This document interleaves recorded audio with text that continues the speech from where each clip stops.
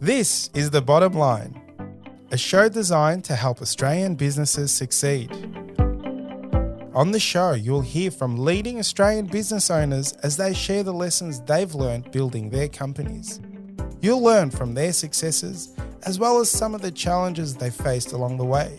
We also talk to experts from a range of fields who share specialised techniques you can use to improve your business.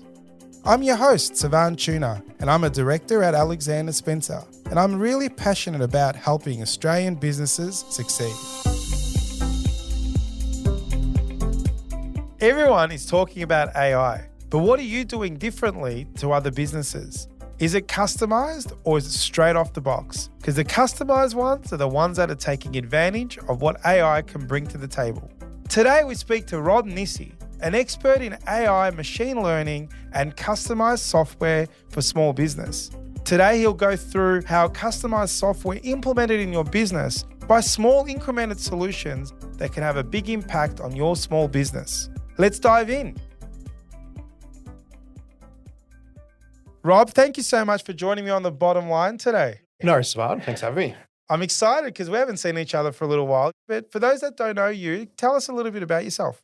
Yeah, so we've been in the tech space for close to, say, almost 15 years now. We really pioneered back in the day when we were building systems. And previously, you'd build like a SaaS model where you'd build one solution for a customer and then you go and replicate that time and time again. We looked at that model and we were like, well, it really doesn't work for us. So we were lucky enough to have some really clever developers and we built functionality and we built widgets. And it gave us the ability, we won the Westpac Business of Tomorrow Award, done a heap of trade missions with the Australian Victorian governments on innovation. And obviously now AI and a lot of the actual tech space have really exploded, which is fantastic. But it's been a really good journey. Amazing. So dive into it. Astute Theory is the business name.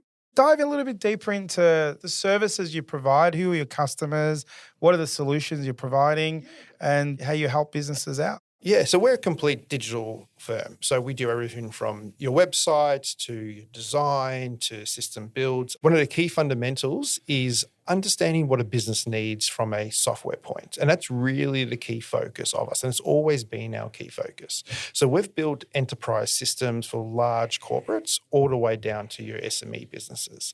They all tend to have the same characteristics and the same needs.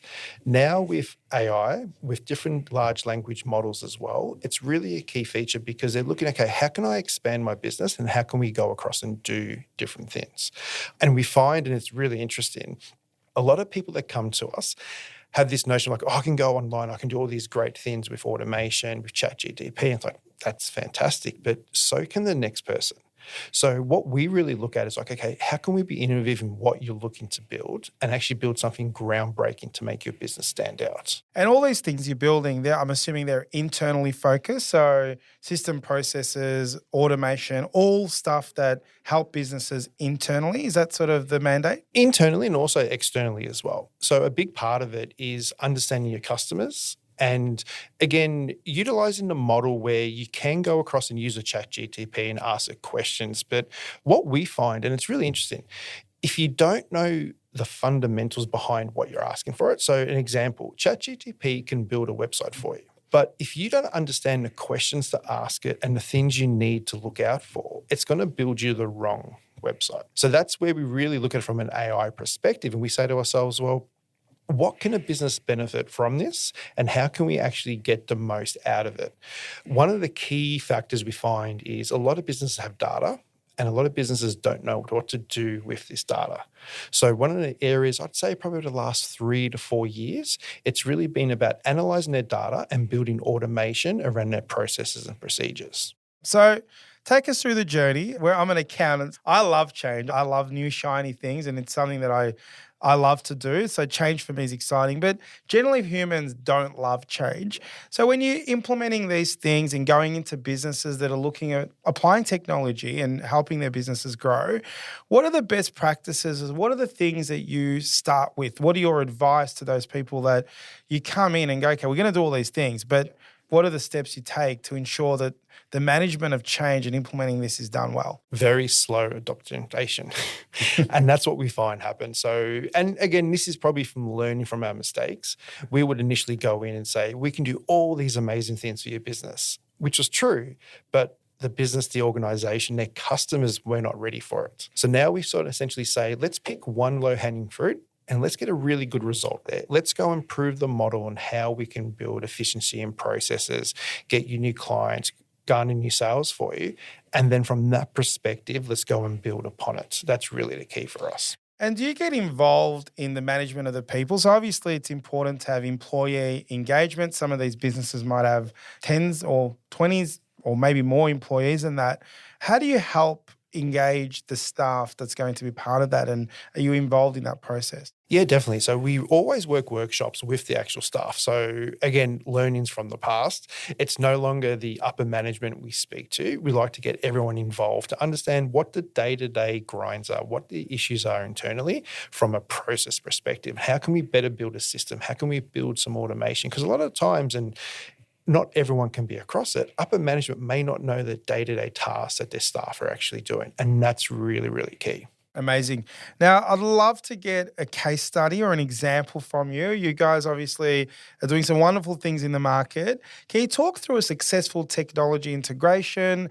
Maybe it could be AI. What it is that you can sort of go through with us, an example of how you've supported a small business in implementing technology inside of their company? Definitely. Probably one of the bigger ones and one of the biggest success stories that we've had is quite a large organization do a lot of fast-moving consumer goods. And their biggest problem was, what do we buy and when do we go make purchases for us to go sell across the customers? We built a machine learning engine that would go across and read buying patterns, previous history, different factors on the actual market, so where different price fluctuations were, and essentially would come across and actually then tell the business when they needed to go make a purchase.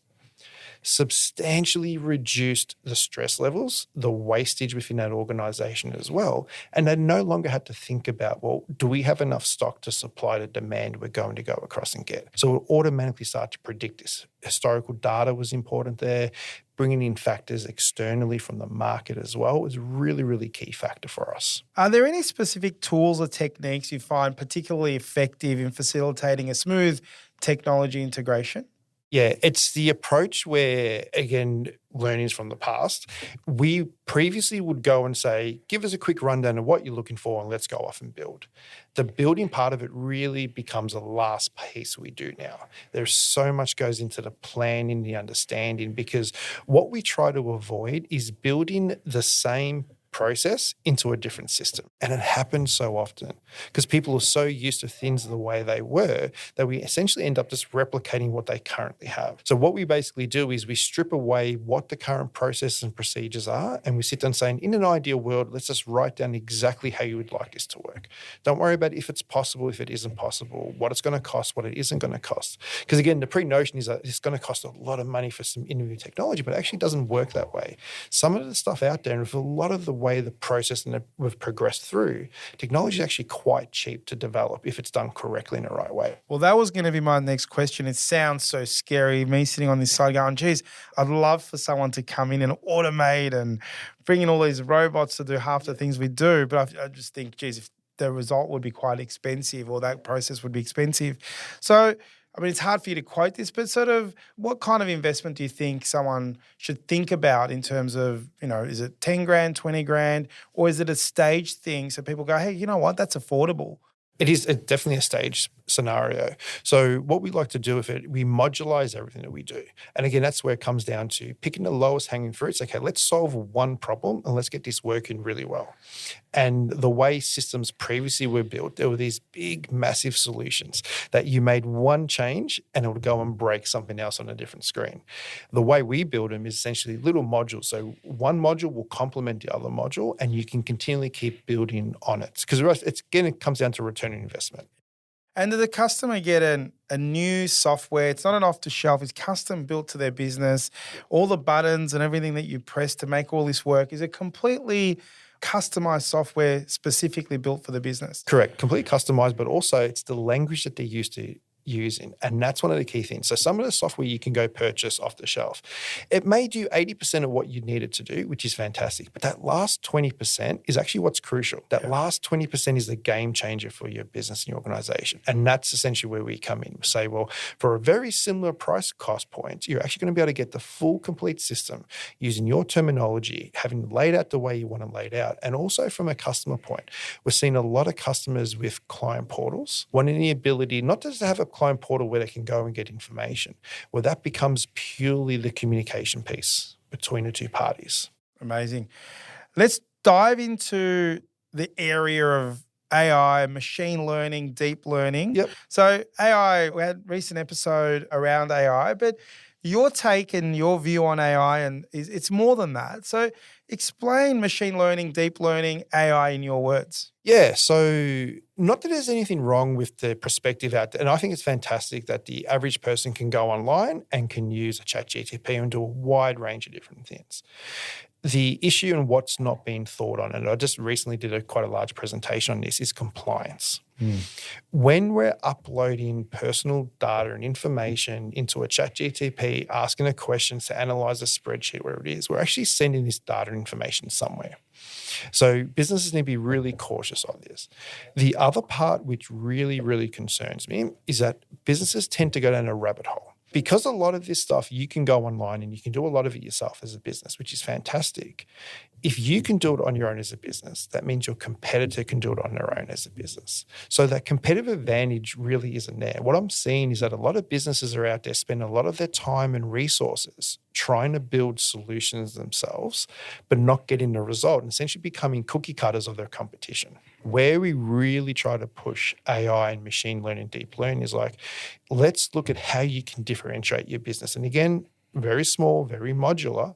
If you, let's say, run a sales business and you want the ability to analyze all your sales and to start to predict outcomes and forecasts and automatically send an offer to a customer who has a higher chance of converting, that's the type of area that we're really interested in looking at. And that's where businesses should really be looking to shift their focus across. So is that what you're saying? Is that the investments that people are making? Is it customer-centric, sales-centric? A lot of it is. Yeah. A lot of it's customer-centric and where they can basically get that competitive advantage and get some additional income coming through the door. Yeah. The secondary part is the process and procedures. Well, that's where I was going, but I love the customer sales part. The example you gave is awesome. Yeah. Where, the software picks the right moment to send out a text message or an email to say, hey, we've got this offer, knowing that there's a higher chance to buy. I think that's amazing. I mean, I'll give you an example. Yeah. And not that we've done it for this business, but let's say BMW. And let's say BMW is running an offer on X5s. What you can do in a traditional model would have been a car dealer would have picked up the phone, called up all their customers, said, hey, here's the car, we've got a sale on it, come down, great offers, great offers. The time and resources that take is exponential. What we can do is build a sales tool quite efficiently where it goes across, reads the business's entire database and narrows it down and says, here's 150 people who will be interested. And it's based on previous buying patterns, who currently has that vehicle, the size of the family, and a wide range of different things. These are really the areas that businesses are excelling in. Tell me something that you implemented in a business that you're so proud of going, geez, that piece of work, that thing we did for that client is so unique and is getting such great results. I'd love for you to go through an example like that. The most exciting one is what we call sales clusters. Yeah. So sales clusters is using gamification, playing a game and getting rewarded. And basically by you doing something, you get rewarded by doing something else. So with them, based on how a customer interacts with their website, with their business, they get credits, like little points or credits, and they can keep going up on the rankings. The higher up they go on the rankings, the better offers they actually go across and get. Wow. And you guys built that software or website within their business, promoted it, and now customers interact, get these points and get better offers and so on. And it's one of those aspects where it works from a business to a customer, but can also work internally. So internally, you can set goals and, okay, we have a process where to get a tax return done might take 10 hours, 15 hours. Now, if you can have this many touch points, this, then you'll achieve this star rating. And it keeps us working. You can have internal incentives and stuff. It's really, really fantastic. Oh, that's awesome. Gamifying, I'm big on gamifying it because once you create this, measure the results, measure the things that you're doing, you can make it a competition, and everyone loves the competition. Everyone likes winning. So you create this winnable game, and I can see how that would work. But this is where you take it to the next level then, because then from a business point, we can get aggregated data. So you can have one accounting firm, another accounting firm. Now, you won't know any of the data, but you can start to compare yourself and say, we're in the top 10% of our accounting firms based on how we handle customers, our return policy, all the different things that are actually out there. It's really, really endless. But the gamification part and being able to bring in AI and machine learning, it's really, really a game changer. That's amazing. Rob, obviously your mandate at Astute Theory is coming into a business and building customized software internally that helps them with sales, helps them with customers, helps them with internal processes. What are you seeing in terms of how businesses can get started? What should they be looking at internally and going, these are things that I can do better? Like, how do our listeners start to evaluate themselves to them, maybe give you a call as a situation where you can come in and go, okay, how do we get started? How do they think about this stuff? I think it comes down to what happened in the past. What happened in the past, a lot of businesses, they were always focused around building big solutions. It was never a focus of, we need one thing fixed, let's go and build one piece of software to get that fixed. The way APIs and integrations work now, you can very easily have one piece of software that does one thing, but it pushes all that data to your main solution. I'll give you an example of that. One solution that we've currently built for a sales business, really, really simple piece of software. It reads your emails when it comes in, and it determines if the email is a sales email or not a sales email. If it's a sales email, we'll automatically create a lead inside of their system. They're currently using Salesforce, so we'll go create the lead inside Salesforce and automatically go and send that lead to the particular person. If it's not a sales lead, it'll just automatically go through into the inbox. A lot of businesses, again, that's one small solution, inexpensive to build, but has been a game changer for them. Because instead of having emails getting flooded and not knowing which one's a sales lead, which one's not a sales lead, having to go through it, they simply now just go off this system and it automatically does it for them. I can see all of my e-commerce clients going, hold on, we get so many emails around inquiries like, my order hasn't arrived or it arrived and it was damaged, blah, blah, blah. A lot of that can be automated through this kind of software. Whereas you get automated emails when people, go on a shopping cart, but that's kind of all done through a process. Yeah. But this one is inbound where an email comes in, it reads it, and I can see now how businesses should start thinking about unique solutions to try to solve it. So definitely. And another example is a catering company. So with them, they got a lot of inquiries coming through. What we were able to do with them is have a back-end database that fed into their front of house point of sale system. So they knew what stock levels they had. So when someone came along saying, hey, I've got a 21st, I'm looking for this, the system will actually go off, read their database, and automatically create packages for the customer saying, hey, here are 3 package points. Let us know if you're interested in this. If it's something else, we can get back to you. Incredible amount of saving time that they would have. And the customer experience is just elevated immediately, right? Correct. And this is where my stance on AI is a little bit different. Whenever you're doing a customer interaction, I like the AI to actually go off correct data. Not to come up with a solution of what it thinks you want. And that's why anytime that we do go create those solutions where a piece of AI is actually talking back to a customer, it's referencing a database, grabbing the answers and coming straight back to you. Yeah, and I reckon the customer at that point, it might and probably knows it's AI, but because it's gotten real data, real specific answers, maybe tailored specifically to that need, I think it'll feel like it's not AI. If the satisfaction would feel really cool. My last question's around time. We talked about customer sales, but I feel like my calendar's full. I never have any time. Obviously, a fair chunk of this technology can help business owners save time. Can you give us an example of maybe some things you've implemented for clients that have actually given their time back. I guess a lot of this would, but something specifically at that executive or at that level where you actually look at someone's role and go, hey, 90% of what you do, we can automate or we can put some stuff in there. Can you give us some examples of real time that we get back? Yeah. The best example is a large management business where the manager was constantly looking at dashboards. Dashboards information was constantly on the go. What we built for them was the ability that they can be on the road, they can be anywhere they want to be, and they simply, going back to what I was saying, they asked the system a question, which was, how many sales has such and such got? How many jobs do we have here? What's at this status? And instead of having to go look this data up, it would simply come and speak back to the person. Wow. As in speak back. Speak back to the person. That Or I is can cool. send you a message. So I'll send you a message and you can just look up what it actually is as well.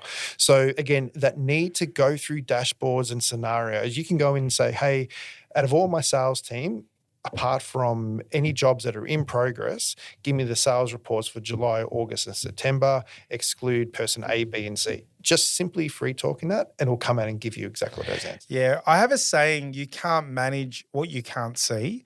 And in our business, as we've grown, one of the things we've implemented is a lot of dashboards, data, reports, and we manage by exception. So we anything that's green, we don't want to know about, but it's, if it's amber or red, they're the things we've got to look at. But I can see we look at so much data before we can identify the oranges and reds. Yeah. I really like this tool. This is awesome because it also forces people to start looking at all the data that they've got and sift out the ones that potentially aren't relevant. So all businesses should call you just to have a session on, well, how do we do things? And is there better ways of doing it? I think. And that's what it comes down to. And and this is where I think ChatGPT and all the large language models have been fantastic in getting it out there into the marketplace. But the areas that businesses are really going to excel in the areas that they don't know things are possible. Yeah. I'm bridging the gap between the two. Yeah. And what are the biggest mistakes do you think business owners are making at the moment, or you can see to the future going, shit, if they don't do this stuff, they're going to get really left behind? What are you seeing from a distance going, this is what advice I would have? There's probably two main areas. One is leveraging off other people's software. Because software has come down in price, and if you build it correctly and smartly, it's not a huge expense. Leveraging off other businesses just means that you're never actually going to be able to capture the data, the information, and you can't build your own models. Things like AI are going to be here literally for the rest of our business existence. So you're better off building an infrastructure and a stability and a base now and slowly building upon it. That's probably one of the biggest things I find. Amazing. I think we can talk about this stuff forever and a day. We are short on time, and thank you again for joining me today. It has been amazing. Likewise. Awesome. Thank you. This is The Bottom Line, a show designed to help Australian businesses succeed. This podcast was produced by accountancy firm Alexander Spencer. At Alexander Spencer, we've been helping business owners realise their goals since 1952, and we play a pivotal role in developing, implementing, and supervising the business goals and strategies of our clients. To find out how we can help your business succeed, head to our website, alexanderspencer.com.au. To make sure you don't miss an episode of The Bottom Line, be sure to subscribe to or follow the show in your podcast app. And while you're there, leave us a 5-star review. It really helps others find the show. I'm Savan Tuna, and we'll be back next episode with more tips to help you transform your business. And that's The Bottom Line.